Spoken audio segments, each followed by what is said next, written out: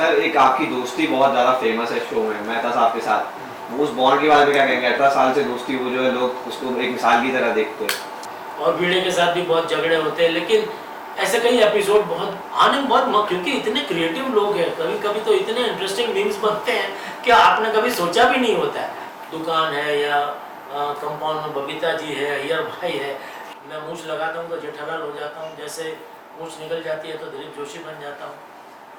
तारक मेहता के पहले मैंने करीब 25 साल 30 साल थिएटर किया, तो उसकी वजह से क्या है कि भले किरदार एक है लेकिन सिचुएशंस अलग अलग काफ़ी आती है। तो उसमें जैसे दुकान है जेठालाल की, अगर मैं बात करूँ तो भिड़े है, अलग अलग कैरेक्टर के साथ।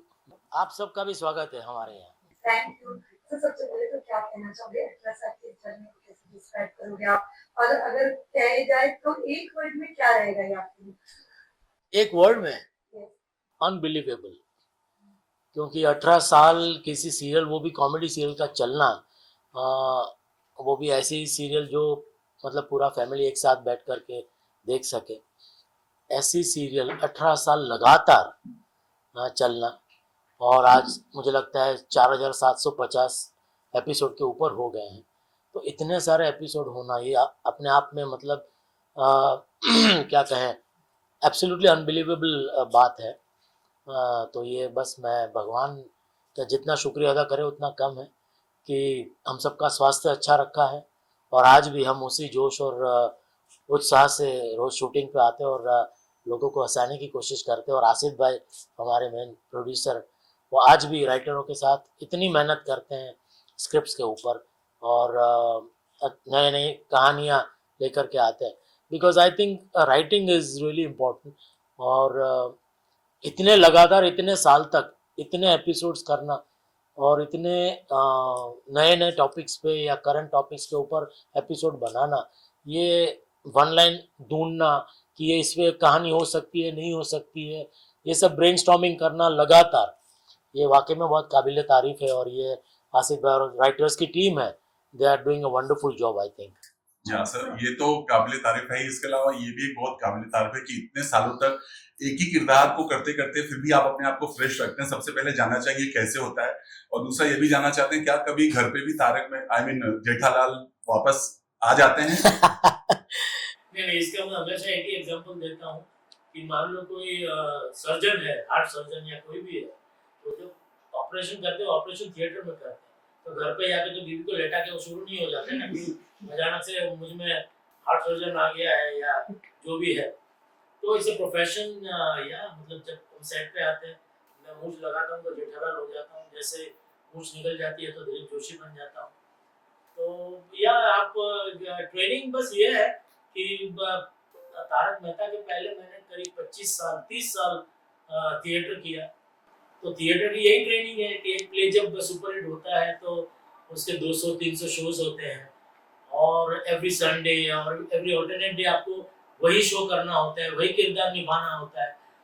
तो उसमें जो मेन चीज़ है थिएटर में आपको सीखने मिलती है कि एवरी शो, जैसे उसको प्रयोग कहते हैं, क्योंकि एवरी शो एक प्रयोग है, क्योंकि वो जब लाइव वो मोमेंट बनेगी नहीं बनेगी आपको पता नहीं है। तो आपको जो जो लाइनें आपको याद है, जो डायलॉग्स आपको याद है, उसको अनलर्न करनी है एवरीडे, मतलब जब भी आपका शो हो तब। तो ये बहुत ही मतलब मुश्किल है, बहुत आसान नहीं है। जैसे जैसे आप एक्सपीरियंस आपको मिलता जाता है, आप काम करते जाते हैं, वैसे वैसे आपको ये जो टेक्निक है वो आती जाती है। और यहाँ पे बस ये माहौल इतना अच्छा है, पूरी टीम इतनी अच्छी है, और आसिफ भाई का सपोर्ट इतना अच्छा है, इम्प्रोवाइजेशन का हमें सपोर्ट मिलता है कि हमें छूट मिलती है, हम कर सकते हैं सीन में। तो उसकी वजह से क्या है कि भले किरदार एक है लेकिन सिचुएशंस अलग अलग काफ़ी आती है। तो उसमें जैसे दुकान है जेठालाल की, अगर मैं बात करूँ तो दुकान है या कंपाउंड में बबीता जी है, अय्यर भाई है, भिड़े है, अलग अलग कैरेक्टर के साथ अलग अलग केमिस्ट्री, अलग अलग इंटरेक्शंस है, तो अलग अलग मोमेंट्स बनाना। और चैलेंजिंग मैं सब समझता हूँ यही है कि सेम प्रीमाइस है, सेम कैरेक्टर है, तो इसमें आप नया क्या कर सकते हैं।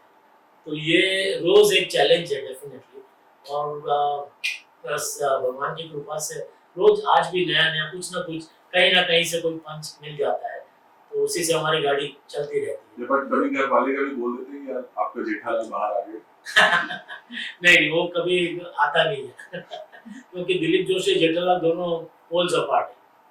18 साल से आप एंटरटेन करते आए हो हमें and more to go, but जहाँ ऑडियंस एक वापसी के इंतजार कर रही है, वहीं हाल ही में एक रूमर्स आया था about your screen time and more, what you want to say. पहला आपका क्या रिएक्शन था when you came to know about the rumours? Sorry I didn't get it. So see once आपके कि रूमर्स आया था कि आपका स्क्रीन टाइम शायद कम होगा या your exit. On the show. अभी हाल ही में ऐसी खबर आई थी कि आपके बारे में कि जेठा जी अब नहीं शो कंटिन्यू करना चाहेंगे। अच्छा। फैन भी बहुत हैरान हो गए थे, बट हालांकि कंफर्मेशन आई थी। क्या कुछ कहना चाहोगे जब ऐसी खबरें आती हैं? क्या कहें, अभी सोशल मीडिया हर चीज का जैसे क्या कहते हैं कि एक फायदा भी और गैरफायदा भी है। तो अभी सोशल मीडिया हर जगह है, तो कुछ लोग अभी सोशल मीडिया कमाने का जरिया भी हो गया है। तो अभी आई बॉल्स ग्रैब करने के लिए, अपने व्यूज कमाने के लिए लोग उठपटांग कुछ भी ऐसी कुछ मनगढ़ंत कहानियां ऐसे वो पब्लिश कर देती है। पर दुख की बात ये होती है, दुख ये लगता है कि जब रिनाउंड जो अपने मीडिया हाउसेज है वो लोग बिना जांच किए, बिना पड़ताल किए प्रोडक्शन हाउस से आप पूछे कि भाई ये फेक न्यूज है कि सच्ची है, बिना वो कुछ जाने वो भी बस जैसे रेस में पीछे रह गए। अगर हम नहीं छापेंगे तो हमें पता नहीं डॉक्टर हमें हॉस्पिटल में एडमिट कर देगा, आईसीयू में एडमिट कर देगा। ऐसी मतलब पता नहीं परिस्थिति आ गई तो हमको भी छाप ही देना बिना जाने कि भाई ये सच है, गलत है, फेक है, क्या है।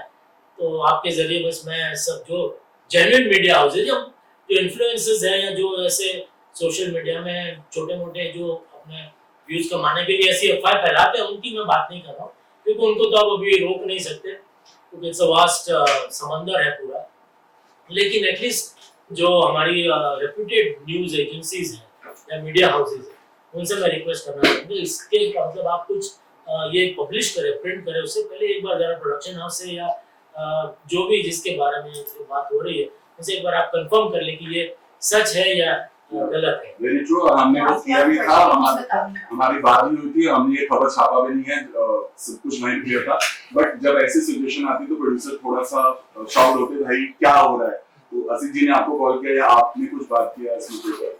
हाँ नहीं, आसिफ जी ने मुझे फोन किया था, हालांकि मैं शूट में बिजी था तो मैं इतना चेक नहीं करता हूँ मोबाइल। तो मुझे उनका फोन आया था मुझे शाम को कि भाई ये क्या सब चल रहा है, आपने देखा कि नहीं। मैंने कहा नहीं, कहाँ पे क्या हुआ। तो बोले नहीं ऐसी ऐसी खबर चल रहा है, अभी क्या कर सकते हैं अभी इसमें। तो मतलब मैंने तो देखा नहीं, मैं बहुत कम देखता हूँ, तो क्या कर सकते हैं अभी इसमें। One question on the current track. Current track के बारे में क्या कहना चाहोगे? जिस तरह से बड़ा इलेक्ट्रॉनिक सीरीज आती है तो क्या चल रहा है इसमें? हमने बहुत मजेदार ये ट्रैक है और अब तक आई थिंक जो चल रहा है तो आगे भी बहुत इंटरेस्टिंग ट्विस्ट एंड टर्न्स है और बहुत मजेदार, बहुत सीन्स हमने ऑलमोस्ट क्लाइमैक्स तक कर लिए, शूट क्लाइमैक्स बाकी है। और जो नई टेलीकास्ट वो सीन भी बहुत इंटरेस्टिंग है, आप लोग देखिएगा जरूर, बहुत मजा आएगा। लास्टली चूंकि 18 साल कंप्लीट हो रहे हैं, फैंस बहुत खुश हैं, सेट भी बन रहा है, सब कुछ नया रिनोवेट हो रहा है, सब कुछ, क्या कहना चाहोगे कि क्या अब उनको नया कुछ देखने को मिलेगा?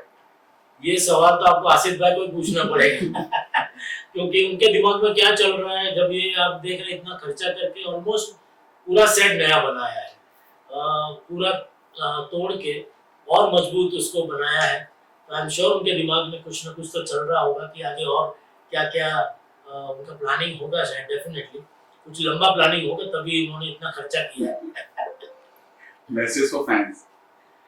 मैसेज फॉर फैन बस यही कि आप हम सबको इतना प्यार देते आए हैं, इतने आशीर्वाद देते आए हैं, तो बस आप सबसे हम यही प्रार्थना करते हैं कि आप अपना प्यार, अपने आशीर्वाद इसी तरह हम पर बरसाते रहें। और खास तो बस यही कि हमारी पूरी टीम और हमारे मैं नासिर भाई का स्वास्थ्य अच्छा रहे, हम सबका स्वास्थ्य अच्छा रहे, ताकि आने वाले कई सालों तक हम आपका मनोरंजन इसी तरह करते रहें।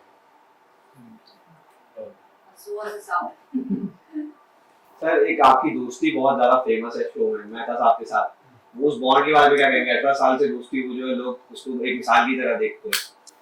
हाँ नहीं बिल्कुल, लोग यही सारी चीजें हैं जो लोगों को अपील की है।